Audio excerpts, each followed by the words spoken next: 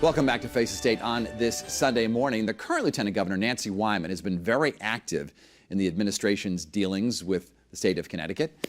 So what will her successor be like? With us today is a woman who would like that job, candidate for Lieutenant Governor, the first selectman of Darien, Jayme Stevenson. And Selectman Stevenson, good to see you here on the program again. Thank you, Dennis. It's a pleasure to be here. So obviously you've been studying the state and what this job would entail. Do you see yourself more of a Governor Wyman or someone else?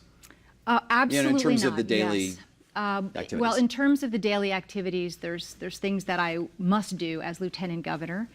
My constitutional responsibilities of presiding over the Senate, of course, and then doing the jobs that the governor needs assistance with. But I believe that the office of Lieutenant Governor has a tremendous opportunity right now, and a candidate like me with my experience as chairman of my Council of Governments and four-term first selectman in the town of Darien with lots of municipal chief elected experience, particularly in the area of transportation. I have 5 children. I'm passionate about public education, particularly in our urban centers. And then, of course, the opioid crisis. In both my professional and personal life, I dedicate a lot of time to organizations that are working to end the opioid crisis. I think the Lieutenant Governor's office is just the right place to help the governor address some of those issues. Of the 5 gubernatorial candidates running right now, who are you most philosophically and politically aligned with, would you say? Politically, I'm aligned with all of them. Philosophically, I think they all have the same general ideas. This election is about restoring the fiscal health of the state of Connecticut. So they're all very much aligned in what actually needs to be done. Maybe the deployment, how it's going to get done, differs among the candidates. But I will be honored to serve with each and every one of them, depending on who is the selected candidate. And I know that I can be a trusted partner to help be the offensive coordinator, if you will, for the governor's policies. If David Stemmerman's elected governor and you're elected lieutenant governor, you'll have to carry out his plan, and that would mean sitting down with the unions. Do you support that? Absolutely, 100%.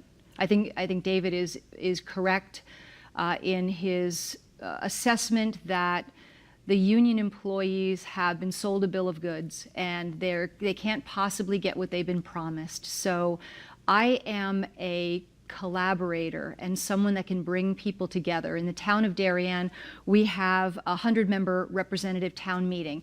Everything that we do has to be done by consensus. So I will bring a very important skill, not only understanding the political process, if it were one of the businessmen that becomes the next governor, I will be able to bring that relationship building skill along with my municipal executive experience, which will be very valuable. Stemmerman and others have said that Governor Malloy broke Connecticut and they want to fix it. How has Governor Malloy's administration hurt your town, in your opinion, of Darien?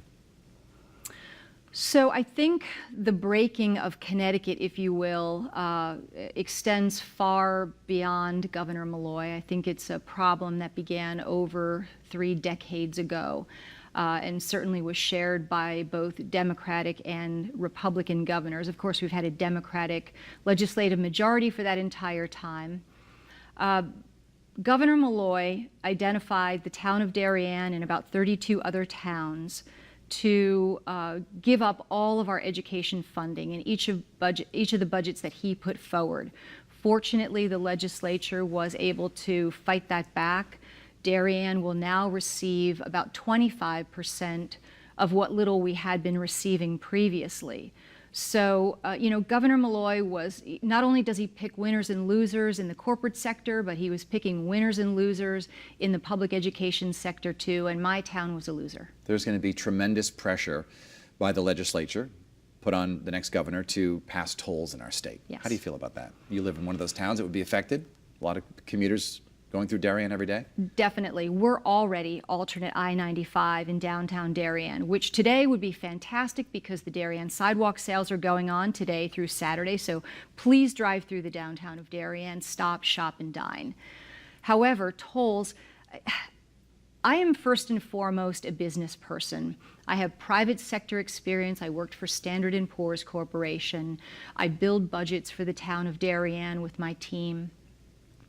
I have yet to see a viable long-term business plan for the success of tolls in Connecticut. I'm not disputing that it can't ultimately be part of a successful answer, but not today. We cannot lead with new taxes. We cannot lead with tolls. We have to rebuild trust in the people of Connecticut and the businesses here by addressing certain other issues, getting rid of the business entity tax. I know you talked about that with David Stemmerman. Getting rid of the gift and estate tax and showing that we can build accountability back into state government before we would ever look to impose these quick and easy revenue sources where we don't really understand where the money goes and how it's spent. When people walk into the ballot box or the ballot booth on August 14th, there'll be 3 Republicans running for lieutenant governor, Joe Markley, Aaron Stewart, and Jayme Stevenson. Why should they pick Jayme Stevenson over the other 2? Absolutely. I have demonstrated experience in both the public and private sector. I run a very successful municipality. We are very fiscally conservative. The new ideas that you're hearing out of Hartford about bonding caps and spending caps, that's routine business in the town of Darien. I know how to do that very well. In terms of reflecting on how I differ from my opponents, Senator Markley, I respect him very much. He's spent a long time in the state Senate, but he knows how to craft laws. I have to understand those laws, and I have to figure out how to pay for those laws. So unless you have that kind of experience, you can't understand how legislation impacts the everyday person or impacts businesses. In terms of Aaron Stewart, I really applaud anyone that steps forward for public service. She's a very nice young woman. I think her time will come. Not only do I have years of professional experience, I'm a mother of 5, I'm a grandmother. I've had to take care of my parents. My husband and I took care of our parents as they aged and passed.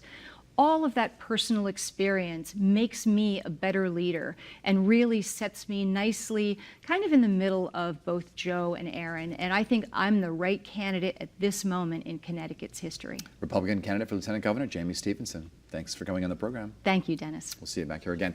And when we come back, we'll talk with Christine Stewart. She has some new information on the governor's race for us. Plus, we'll take you back 10 years ago this week when Dan Malloy was on this program, and he talked about the need to create jobs in Connecticut. Welcome your comments right now. You can find me on Twitter, Instagram, or Facebook.